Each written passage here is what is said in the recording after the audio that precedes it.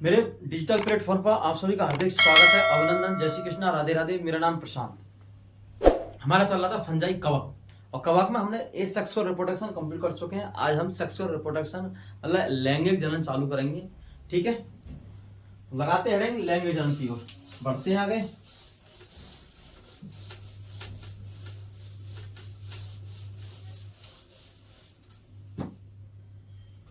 Heading बनाते हैं हम लैंगिक जनन।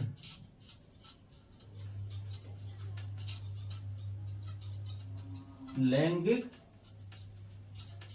जनन, ये हमारी हेडिंग है।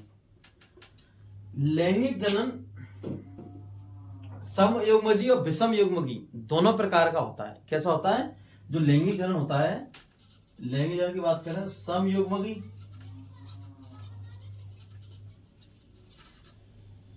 व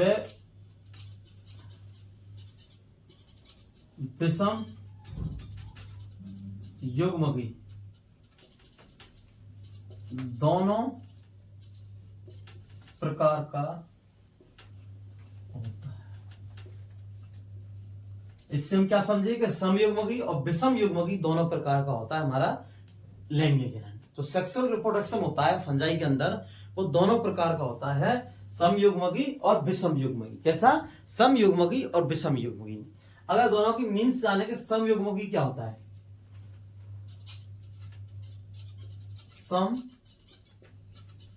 युग्मजी के बारे में, तो संयुग्मजी होता है जिनका समान आकार व समान व्यवहार हो, जिनका समान आकार व व्यवहार भी दोनों समान हो, समयुग्मजी कहलाते हैं। क्या कहलाते हैं? समयुग्मजी।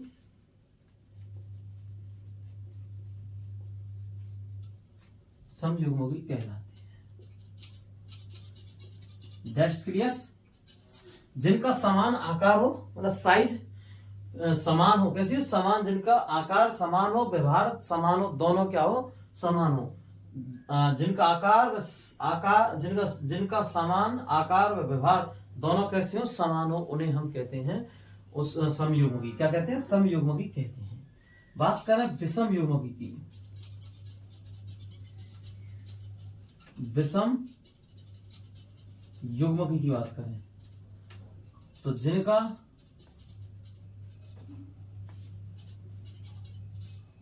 आकार व व्यवहार दोनों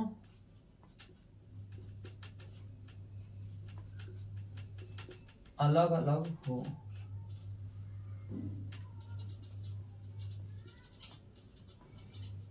विषम युग्मजी कहलाते हैं। क्या कहलाते हैं? विषम युग्मजी कहलाते हैं, अलग अलग। समयुग्मजी मतलब होता है जिनका आकार व व्यवहार दोनों समान हो, समयुग्मजी कहलाते हैं। और जिनका आकार व्यवहार दोनों क्या हो? अलग अलग हो, विषम युग्मजी कहलाते हैं। क्या कहलाते हैं? विषम युग्मजी। जो लैंगिक जनन है, इसमें 3 घटना होती हैं। 3 घटनाएं होती है। क्या होती है? इसमें 3 घटना होती हैं। क्या होती है? इसके अंदर 3 घटना होती हैं। पहली घटना तो है प्लाज्मोगेमी। प्लाज्मोगेमी, प्लाज्मोगेमी कौन सी घटना है? फर्स्ट घटना है प्लाज्मोगेमी। सेकंड घटना है कैरियोगेमी और मियोसिस। प्लाज्मोगेमी में क्या होता है कि जो कोशिका होती हैं, 2 कोशिका, ये जो 2 कोशिका हैं, ये जो 2 कोशिका है, कोशिका का जीव द्रव क्या होता है? संलयन होता है। मतलब जीव द्रव मिल जाता है, इनका संलयन होता है। कैसा होता है? संलयन। इन कोशिकाओं का जीव द्रव संलयन होता है, केंद्रक संलयन नहीं होता है। क्या होता है? केंद्रक संलयन नहीं होता है, ओनली क्या होता है? जीव द्रव संलयन होता है। इस प्रकार से इन जो कोशिकाएं हैं दो अलग अलग कोशिकाएं क्या है, दो अलग अलग कोशिकाएं, इनका जो प्लाज्मोग्राफी में क्या होता है, दो अलग अलग कोशिकाओं का जीव द्रव संलयन होता है, ना कि केंद्रक संलयन होता है। जब इनका जीव द्रव संलयन होता है तो एक कोशिका बन जाती है और इनमें दो केंद्रक होते हैं। क्या होते हैं? दो केंद्रक। जब किसी एक कोशिका में दो केंद्रक होते हैं, क्या होते हैं? दो केंद्रक होते हैं, तो इसे हम दो केंद्रकीय कहते हैं। क्या कहते हैं? एक कोशिका में दो केंद्रक होते हैं, तो ऐसी अवस्था को हम द्विकेंद्रीय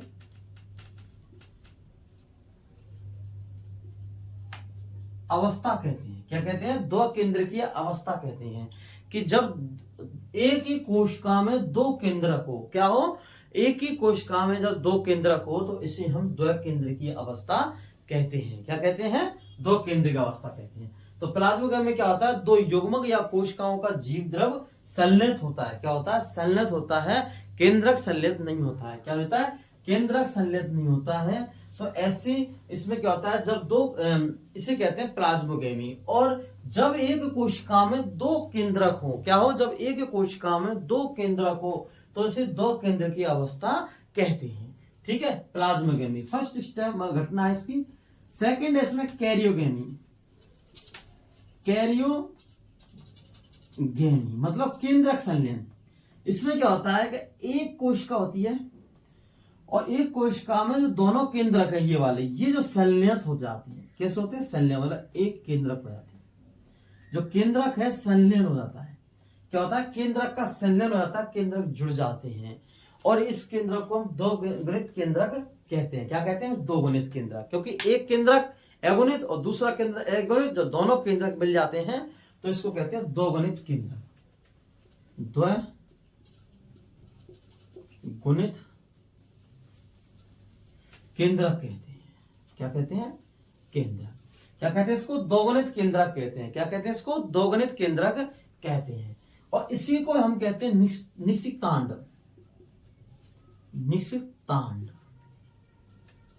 निषिक्तांड मतलब ऊष्पो।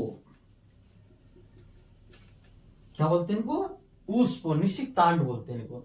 क्या बोलते हैं इनको? निषिक्तांड। तो ये घटना कहलाती है कैरियोगेमी। क्या कहलाती है? कैरियोगेमी। अगर बात करें हम मियोसिस की, किसकी बात करें? मियोसिस की। जो मियोसिस है, मियोसिस में क्या होता है कि इनका जो केंद्रक है, ये केंद्रक विभाजित होकर, कैसा? जो दोगुणित केंद्रक है, क्या है? ये दोगुणित केंद्रक है। ये केंद्रक विभाजित होकर, कैसे होकर? विभाजित होकर एक से अधिक केंद्रक बना लेता है। क्या बना लेता है? अगुणित एक से अधिक केंद्रक बना लेता है। क्या कर लेता है? एक से अधिक केंद्रक बना, जिसको कहते हैं मियोसिस। क्या कहते हैं? मियोसिस। ठीक है, तो लिखते हैं इनके बारे में।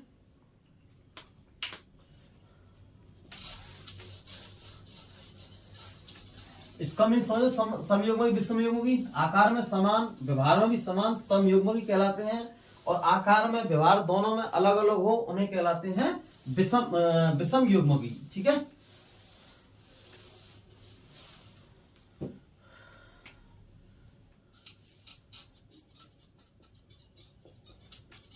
तो लैंगिक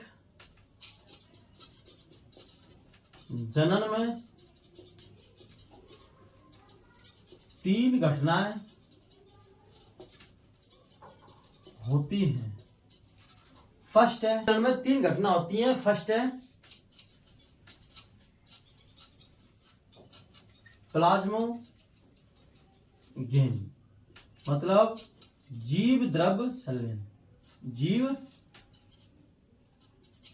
द्रव संलयन।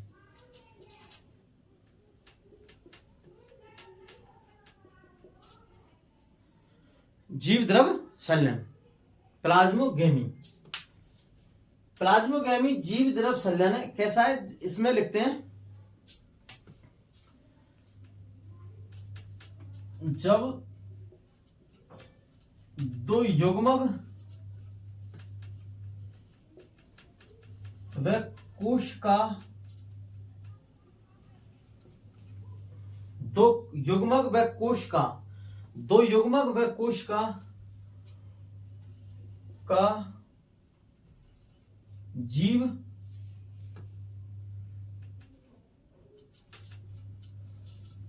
जीव द्रव संलयन हो जाता है उसे हम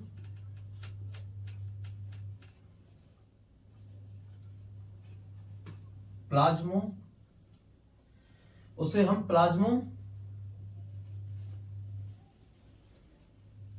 गेमी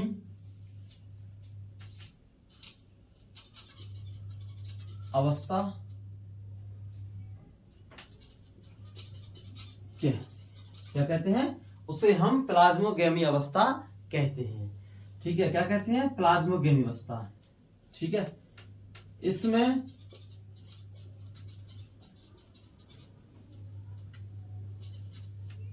केंद्रक का संलयन नहीं होता है। इसमें केंद्रक का संलयन नहीं होता है। क्या नहीं होता है? केंद्रक का संलयन नहीं होता है। यदि एक कोशिका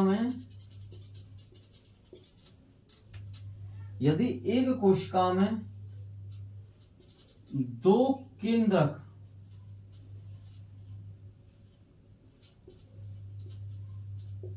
उपस्थित हो,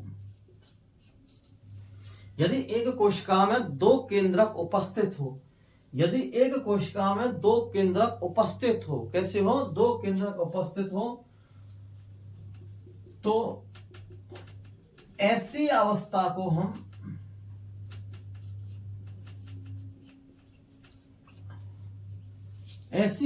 को हम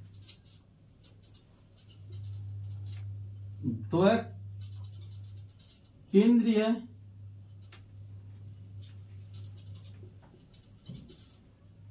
अवस्था कहते हैं। क्या कहते हैं? द्विकेंद्रीय अवस्था। तो ऐसी अवस्था को हम द्विकेंद्रीय अवस्था कहते हैं। क्या कहते हैं? ऐसी अवस्था को हम द्विकेंद्रीय अवस्था कहते हैं। क्या कहते हैं? द्विकेंद्रीय अवस्था हम कहते हैं। तो जब दो युग्मक कोशिकाओं का जीव द्रव, कैसा जीव द्रव, ना कि केंद्रक, संलयन हो जाता है, उसे हम प्लाज्मोगेमी अवस्था कहते हैं। इसमें केंद्रक का संलयन नहीं होता है। क्या नहीं होता है? केंद्रक का संलयन नहीं होता है। और यदि एक कोशिका में दो केंद्रक उपस्थित हो, तो ऐसी अवस्था को हम द्विकेंद्रीय अवस्था कहते हैं। क्या कहते हैं? द्विकेंद्रीय अवस्था। जिस देखो, दो सेल्स हैं, कोशिकाएं, ये वाली सेल, इनका संलयन हो रहा है, और इन्होंने क्या किया? जीव द्रव संलयन होगा, लेकिन क्या हुआ? जीव द्रव क्या होगा? संलयन होगा, लेकिन केंद्रक का संलयन नहीं हुआ। तो ऐसी अवस्था को हम कहते हैं द्विकेंद्रीय स्टेज। ठीक है, स्टेज अवस्था। Okay, clears? तो प्लाज्मोगेमी जीव द्रव का संलयन, खाली इसमें क्या होगा? जीव द्रव का संलयन होगा। क्या होगा? जीव द्रव का संलयन होगा, ना कि केंद्रकों का संलयन। ठीक है, अब लिखते हैं नेक्स्ट स्टेज है, नेक्स्ट स्टेप है सेकंड, कैरियोगेमी, केंद्रक का संलयन। क्या है? कैरियोगेमी, केंद्रक का संलयन। ठीक है,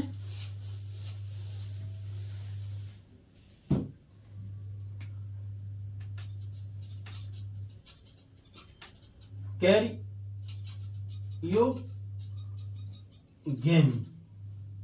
जो कैरियोगेमी है, इसका है केंद्रक का संलयन।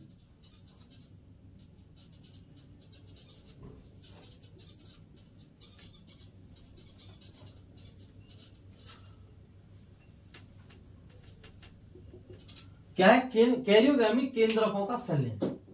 क्या है? केंद्र का संबंध। तो इस अवस्था में क्या होता है कि इसमें जो दो केंद्रक है, इनका, इसमें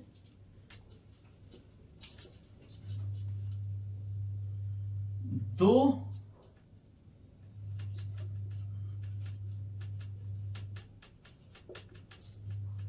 केंद्रकों का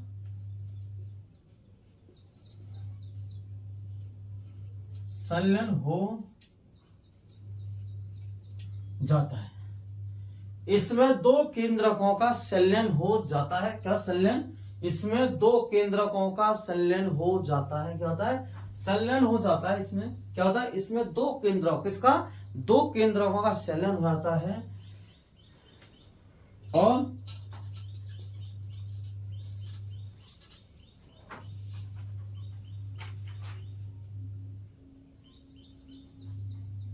इसमें दो केंद्रकों का संलयन हो जाता है और दो केंद्र की अवस्था बनती है।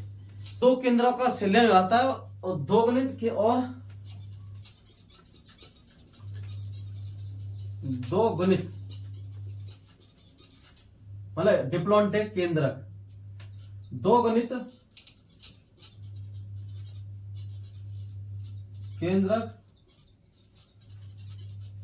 बन जाता है, जिसे हम निशितांड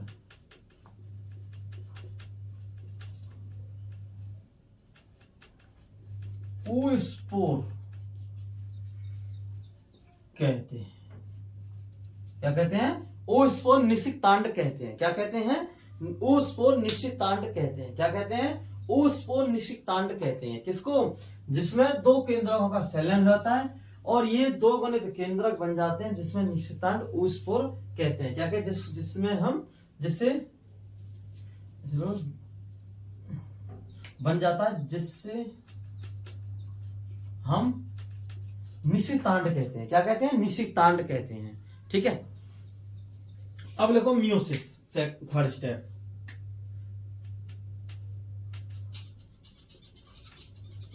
मियोसिस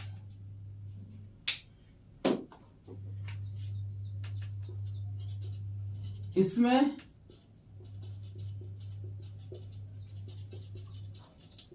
निशितांड का केंद्रक क्या है? इसमें निशितांड का केंद्रक का, देखो निशितांड का केंद्रक होता है दो गुणित। कैसा होता है? निशितांड का केंद्रक, जो निशितांड होता है, कैसा निशितांड है? ये डिप्लॉन्टिक होता है। कैसा? 2n होता है, क्योंकि क्या कह रहा है? ये दो गणित केंद्रक बनता है, तो 2n हो गया नहीं। ठीक है, तो इसमें निशितांड का केंद्रक विभाजित होकर, क्या है? विभाजित होकर अगुणित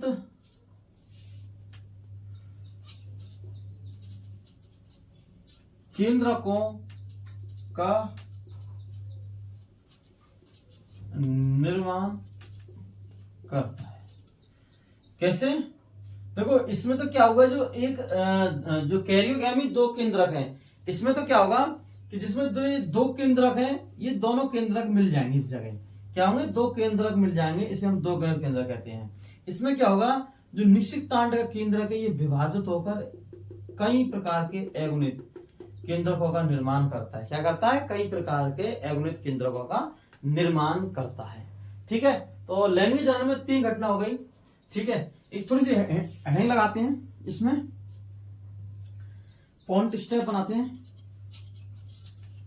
स्टेप में क्या है कि जैसे दो कवक जाल हैं अलग अलग, जब निषेचन में जो अलग अलग कवक जाल हैं, क्या है? जो अलग अलग कवक जाल हैं, ये वाले, इन कवक जाल से अलग अलग युग्मक का निर्माण होता है। कैसा होता है? युग्मक का निर्माण होता है, अलग अलग युग्मक का। किसका होता है? अलग अलग युग्मक का निषेचन होता, निर्माण होता है युग्मक का। तो इसे कहते हैं हम विषम जालिकता अवस्था। कैसी अवस्था? विषम जालिकता अवस्था। कैसी अवस्था? विषम जालिकता। जब कवक जाल का जब निषेचन में दो युग्मों का निर्माण अलग अलग कवक जाल से होता है। कैसे होता है? अलग अलग कवक जाल से होता है, तो इसे कहते हैं हम विषम जालिकता अवस्था। कौन सी अवस्था? इसको कहते हैं हम विषम जालिकता अवस्था। हेट्रोथैलिक, क्या बोलते हैं इसको? हेट्रोथैलिक।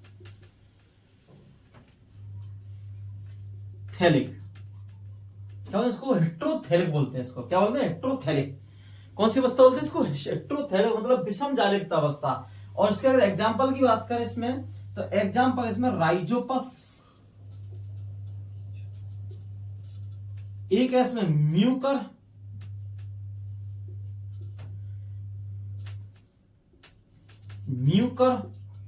और दूसरा है पक्सीनिया।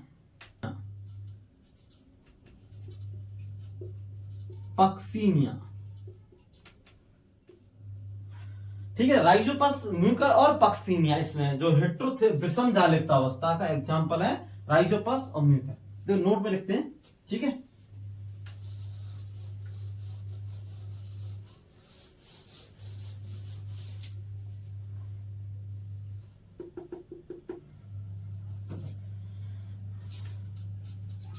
जब निषेचन, फर्टिलाइजेशन, निषेचन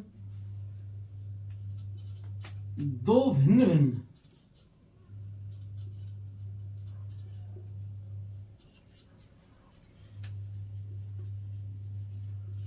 युग्मक का निर्माण,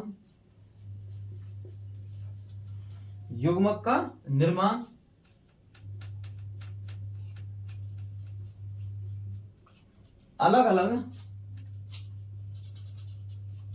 कवक जाल से, किससे, अलग अलग कवक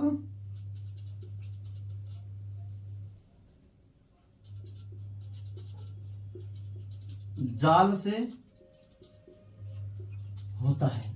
जब निषेचन दो भिन्न भिन्न युग्म, जब निषेचन दो भिन्न भिन्न युग्म निर्माण अलग अलग कवक जाल से होता है, तो ऐसी अवस्था को हम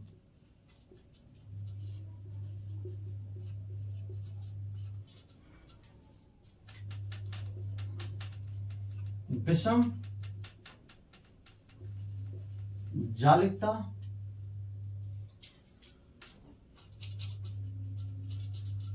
अवस्था, हेट्रोथैलिक विषम जालिकता अवस्था कहते हैं। क्या कहते हैं, विषम जालिकता अवस्था, इसको हम कहते हैं। ठीक है, देखो जो प्लांट टेक्सोनॉमी है, इसमें एग्जाम्पल टर्म्स की और इसकी बात है, थोड़ा सा ऐसा लगता है बोरिंग हो रहा है, लेकिन ऐसा कुछ नहीं है, क्योंकि इसमें याद ये पॉइंट टू पॉइंट इसमें लिखना है और थोड़ा इसमें समझना है, समझना बहुत जरूरी है। और इसके जो एग्जाम्पल है वो मेन होते हैं, इसमें क्या होते हैं, एग्जाम्पल मेन होते हैं। ठीक है, तो हेट्रोथैलिक अवस्था कहते हैं। इसके अगर एग्जाम्पल की बात करें, इसमें राइजोपस, म्यूकर और एक तो है राइजोपस, म्यूकर और पक्सीनिया। क्या होगा, पक्सीनिया। क्या होगा, पक्सीनिया। और हिंट में आप इधर लिख लो, जिससे आपको हो जाएगा दो अलग अलग कवक जाल हैं ये, और अलग अलग कवक जाल से अलग अलग युग्मक का निर्माण हो रहा है। क्या हो रहा है, युग्मक का निर्माण हो रहा है। ठीक है, और मैंने पहले लिखवा दिया, जी क्या है, कवक जाल है। तो ऐसी अवस्था को हम कवक जाल। ठीक है, देखो जब निषेचन दो भिन्न भिन्न युग्मों का निषेचन, जब निषेचन दो भिन्न भिन्न युग्मों का निर्माण अलग अलग कवक जाल से, अलग अलग कवक जाल हो गए, अलग अलग कवक जाल से होता है, तो ऐसी अवस्था को हम विषम जालिकता अवस्था या हेट्रोथैलिक अवस्था कहते हैं। जिसमें एग्जाम्पल राइजोपस और म्यूकर और पक्सीनिया, क्या है, एग्जाम्पल है पक्सीनिया।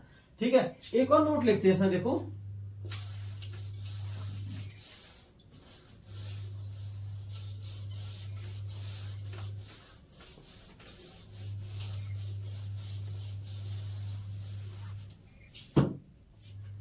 एक और नोट है इसमें, उसमें से क्या होगा, अलग अलग कवक जाल से अलग अलग युग्मक का निर्माण हुआ। क्या होगा, अलग अलग युग्मक हुआ। लेकिन इसमें क्या होगा, इसमें एक ही कवक जाल से अलग अलग युग्मक का निर्माण होगा। ये कवक जाल है, क्या है, कवक जाल है ये,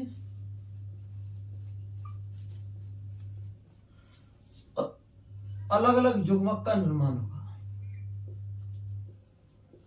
क्या होगा, अलग अलग युग्मक का निर्माण होगा। ये अलग अलग कवक, मतलब इसमें ही कवक जाल से दो अलग अलग युग्मक का निर्माण होगा। उसमें क्या हो रहा है, उसमें जो विषम जालिकता है उसमें क्या हुआ, दो अलग अलग कवक जाल से, कैसे दो अलग अलग कवक जाल से दो अलग अलग युग्मक का निर्माण होगा, उसे विषम जालिकता कहते हैं। और इसमें एक ही कवक जाल से दो अलग अलग युग्मक का निर्माण हुआ, इसे कहते हैं समजालिकता अवस्था। कौन सी अवस्था, समजालिकता। जब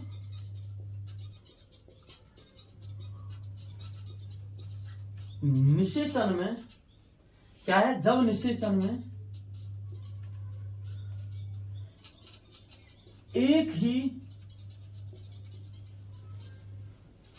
कवक जाल से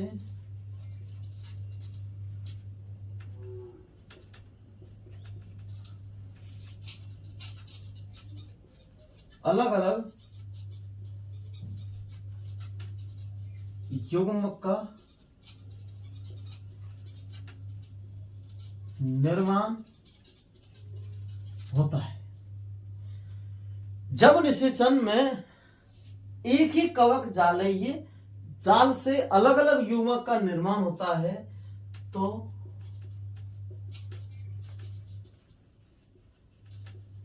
जो ऐसी अवस्था को हम समजालिकता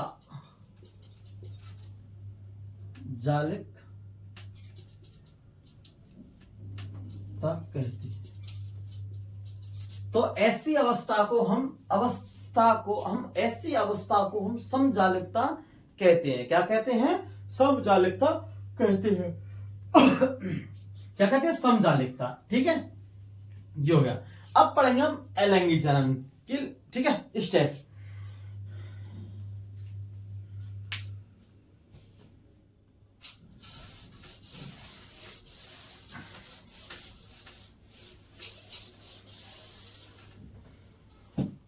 अलैंगिक जनन में क्या होगा, सबसे पहले निषिक्तांड है। क्या है, निषिक्तांड में मियोसिस और माइटोसिस दोनों होंगे। ठीक है, तो ये क्या है, पहला स्टेप इसमें निषिक्तांड। निषिक्तांड में मियोसिस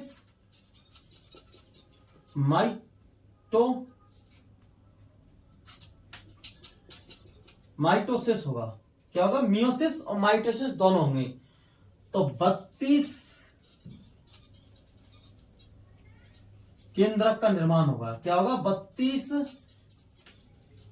केंद्रकों का निर्माण होगा। ठीक है, और कैसे होंगे, एगोनित, हिप्लॉन्टिक होंगे। कैसे होंगे, एगोनित होंगे, 32 केंद्रक। ठीक है, तो निषिक्तांड में मियोसिस माइटोसिस के द्वारा 32 एगोनित केंद्रक का निर्माण होगा। इसके बाद में ये विश्राम अवस्था में जाएगा। क्या जाएगा, विश्राम अवस्था में। देखो, ये निषिक्तांड है, ये क्या है, विश्राम अवस्था को कहलाते हैं। क्या कहलाती है, विश्राम अवस्था कहलाती है। क्या कहलाती है, विश्राम, रेस्टिंग फेज। क्या कहलाती है, रेस्टिंग फेज। तो ये जो जब तक कैसी परिस्थिति ना हो, अनुकूल परिस्थिति ना हो, कैसी ना हो, अनुकूल परिस्थिति, तो प्रतिकूल परिस्थितियों में विश्राम अवस्था में पड़ा रहता है। क्या पड़ा रहता है, विश्राम अवस्था में। तो निषिक्तांड में मियोसिस और माइटोसिस दोनों हुए थे और 32 केंद्रक एगोनित का निर्माण हुआ। अब विश्राम अवस्था में ये जाएगा। ठीक है, इसके बाद में विश्राम अवस्था के बाद में फिर इनमें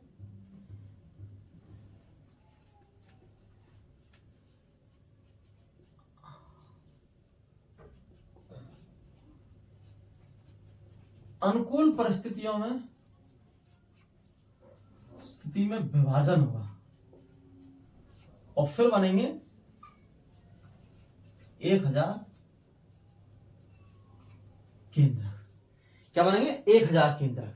ठीक है, देखो, निषिक्तांड को हम विश्राम अवस्था में पड़ा रहता है। क्या, लंबे समय तक पड़ा रहता है, जब तक क्या ना हो, कोई अनुकूल परिस्थिति ना हो। प्रतिकूल परिस्थितियों में ये लंबे समय तक बना रहता है। इसी को निषिक्तांड को हम विश्राम अवस्था भी कहते हैं। विश्राम अवस्था में ये पड़ा रहता है। ठीक है, अब क्या होगा, निषिक्तांड में मियोसिस और माइटोसिस दोनों हुए, दोनों विभाजन हुए। ठीक है, दोनों डिवीजन हुए। उसके बाद 32 केंद्रक एगोनित केंद्रक का निर्माण हुआ। फिर उसके बाद में विश्राम अवस्था में रहता है। कैसा रहता है, विश्राम अवस्था में। इसी को हम प्रतिकूल परिस्थिति बोल सकते हैं, विश्राम अवस्था में। उसके बाद में अनुकूल परिस्थितियों में विभाजन हुआ। क्या हुआ, अनुकूल परिस्थिति में विभाजन हुआ और 1000 केंद्रकों का निर्माण हुआ। क्या होगा, 1000 केंद्रकों का निर्माण हुआ। इसके बाद में क्या होगा, चल बीजाणु का निर्माण होगा। वो चल बीजाणु में, चल बीजाणु में परिवर्तन।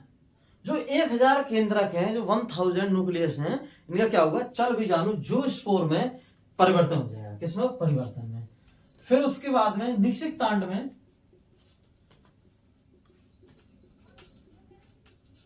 निषिक्तांड में जो निषिक्तांड में चल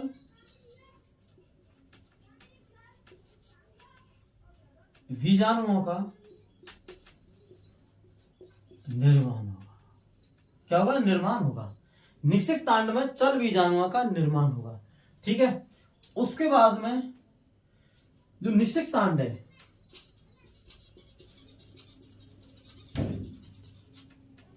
क्या है, निषिक्तांड है। निषिक्तांड में चल बीजाणुओं का निर्माण होगा। क्या होगा, चल बीजाणुओं का निर्माण होगा। जो निषिक्तांड की भित्ति फट जाएगी, क्या होगी, निषिक्तांड की भित्ति फट जाएगी। तो निषिक्तांड की भित्ति का फटना, निषिक्तांड की भित्ति का फटना, क्या कहना, निषिक्तांड की भित्ति का फटना।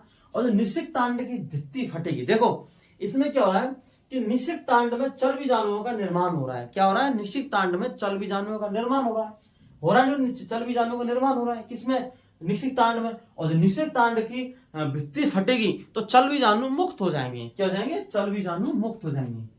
तो भित्ति का फटना, चल बीजाणु मुक्त होना, चल बीजाणु मुक्त हो जाते हैं।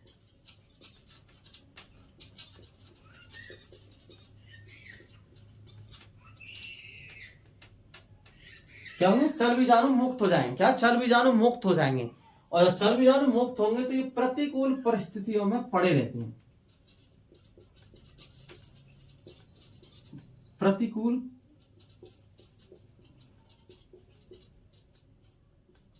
परिस्थिति में रहते हैं। ठीक है। प्रतिकूल परिस्थिति के बाद में इनमें अनुकूल परिस्थिति का निर्माण होता है। और अनुकूल परिस्थिति आएगी तो फिर इसमें अंकुरन होगा। क्या होगा, अंकुरन। और अंकुरन होने पर इनमें जनन नलिका का निर्माण होगा। जनन नलिका का निर्माण होगा। वह परपोषी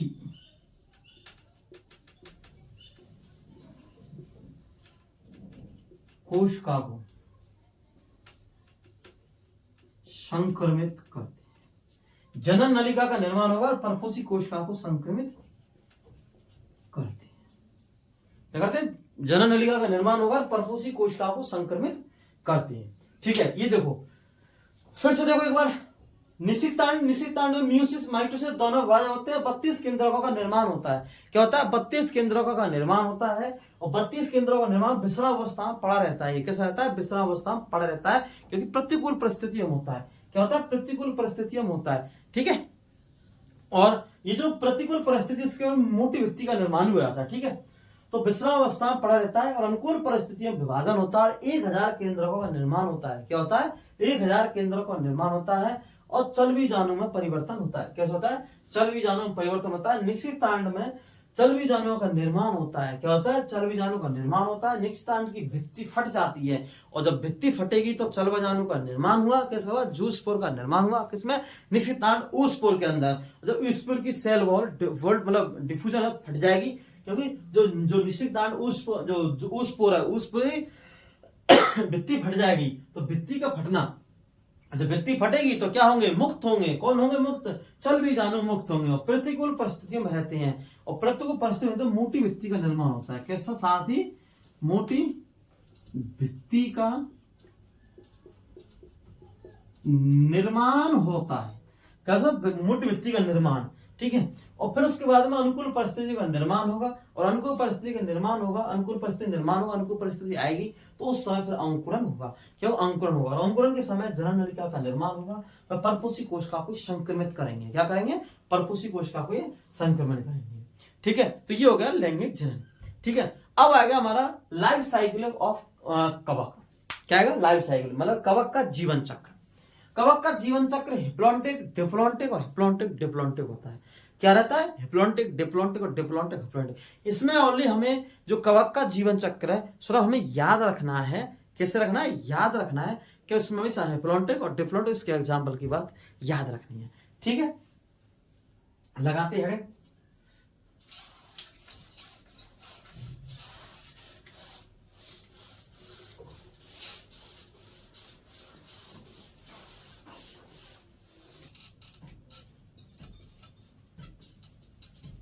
लाइफ साइकिल ऑफ फंजाई, कवक का जीवन चक्र। जीवन चक्र, लाइफ साइकिल, ठीक है।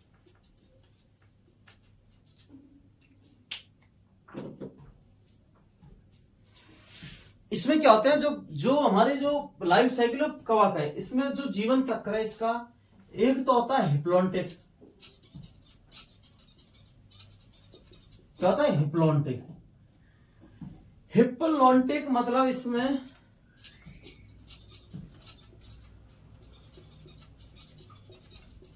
एगोनित पीढ़ी। कौन सी पीढ़ी? एगोनित पीढ़ी प्रभावी होगी। क्या होगी? इसमें जो एगोनित पीढ़ी है कैसी है? एगोनित पीढ़ी प्रभावी होगी। क्या होगी? इसमें क्या होगा? इसमें एगोनित पीढ़ी प्रभावी होगी। और इसके एग्जाम्पल की बात करें, पाइलोकिल्स। क्या है? एग्जाम्पल बात करें पाइलोकिल्स। सेकंड बात करें इसमें डिप्लॉन्टिक।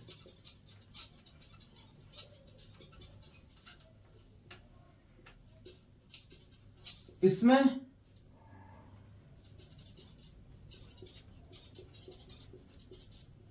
दोगुणित पीढ़ी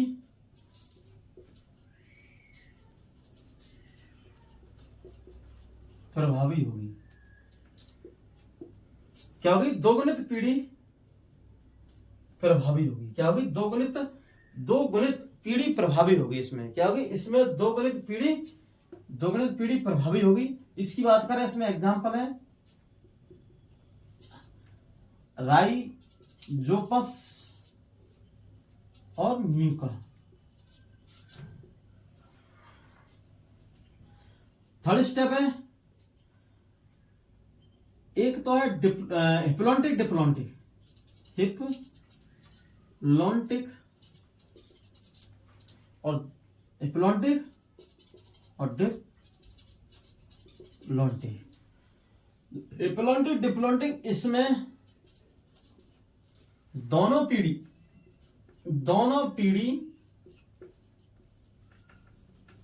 प्रभावी होगी। क्या होगी? इसमें दोनों पीढ़ी कैसे होंगी? प्रभावी होंगी, ठीक है।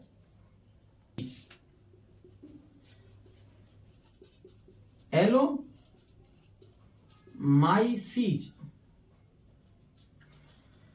देखो, हमें सिर्फ इतना से पढ़ना है। इसमें और भी है, लेकिन हमें लाइफ साइकिल ऑफ फंजाई के बारे में पढ़ना है थोड़ा सा इसमें। तो कवक का जीवन चक्र है। कवक के जीवन चक्र में हिप्लॉन्टिक, डिप्लॉन्टिक और डिप्लॉन्टिक हिप्लॉन्टिक। तो डिप्लॉन्टिक में क्या होता है? इसमें एगोनित पीढ़ी प्रभावी होगी। कैसी होगी? एगोनित पीढ़ी प्रभावी होगी। और इसके एग्जांपल की बात करें तो पाइलोकिल्स का है, पाइलोकिल्स है। कौन सा एग्जांपल है इसमें? पाइलोकिल्स, ठीक है। क्योंकि इसमें प्लांट टेक्सोनॉमी में हमें ज्यादातर एग्जांपलों पर जोर देना है, एग्जांपल याद रखने हैं, ठीक है। इसके बाद में डिप्लॉन्टिक, इसमें दो गुणित पीढ़ी प्रभावी होगी। क्या होगी? दो गुणित पीढ़ी प्रभावी होगी। और इससे बात करें राइजोपस और म्यूकर। क्या बात करें? राइजोपस और म्यूकर। उसके बाद में हेप्लॉन्टिक डिप्लॉन्टिक, इसमें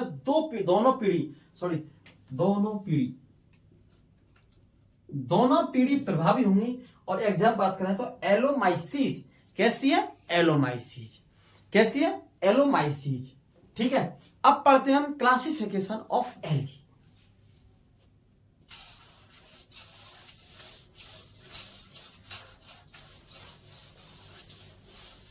लगाते हैं हम क्लासिफिकेशन ऑफ फंजाई, कवकों का वर्गीकरण। ठीक है।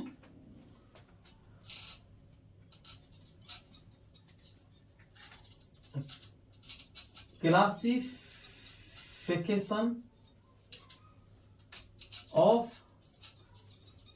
फंजाई, कवकों का वर्गीकरण।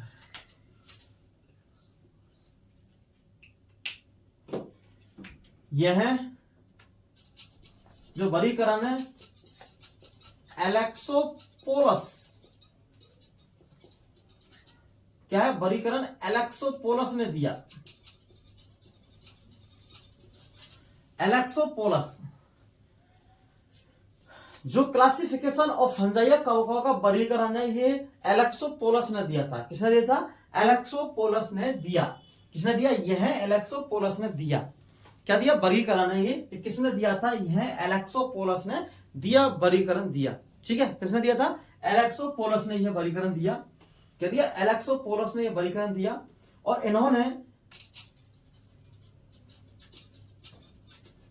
इन्होंने कवकों को माइकोटा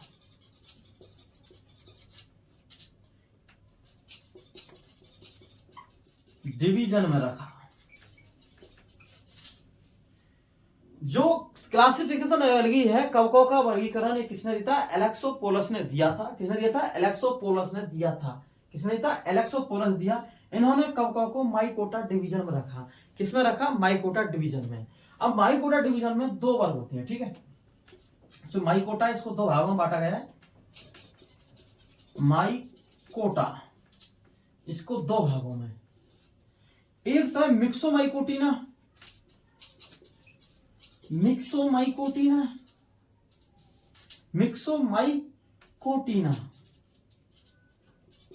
क्या है? एक तो है मिक्सोमाइकोटिना और एक क्या है? यूमाइकोटिना। ठीक है। क्या है? यूमाइकोटिना।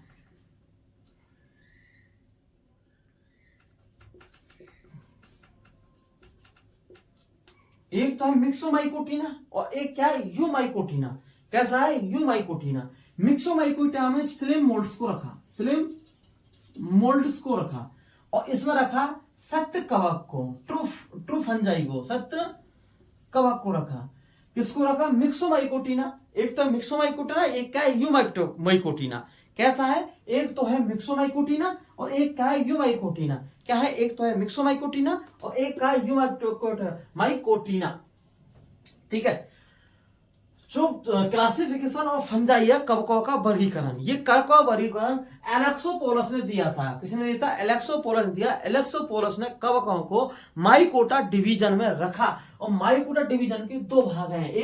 दो रखा। एक तो रखा मिक्सोमाइकोटिना और एक रखा यूमाइकोटिना। मिक्सोमाइकोटिना में स्लिम मोल्ड्स को रखा। किसको रखा? स्लिम मोल्ड्स को रखा। इसमें रखा सत्य कवक को। किसको रखा? ट्रू फंजाई को। ठीक है।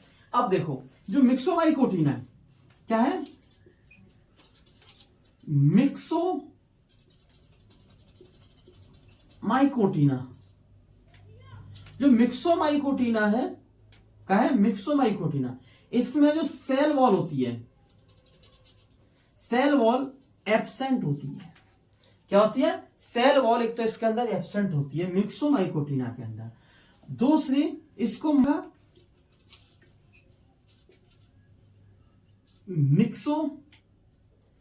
किसमें रखा? मिक्सोमाइसिटीज। कौन सा वर्ग है? मिक्सोमाइसिटीज वर्ग में रखा। अगर वर्ग की बात करें तो मिक्सोमाइसिटीज वर्ग में रखा। किसको रखा? जो मिक्सोमाइकोटिना है। जो मिक्सोमाइकोटिना में एक इसमें सेल वॉल एब्सेंट होती है। कैसी होती है? सेल वॉल एब्सेंट होती है, अनुपस्थित होती है। ठीक है। दूसरी बात करें, एक बात क्या वर्ग की बात करें तो वर्ग में मिक्सोमाइसिटीज में रखा। कौन सा रखा? मिक्सोमाइसिटीज में। और एग्जाम्पल की बात करें तो फाइरेलिस,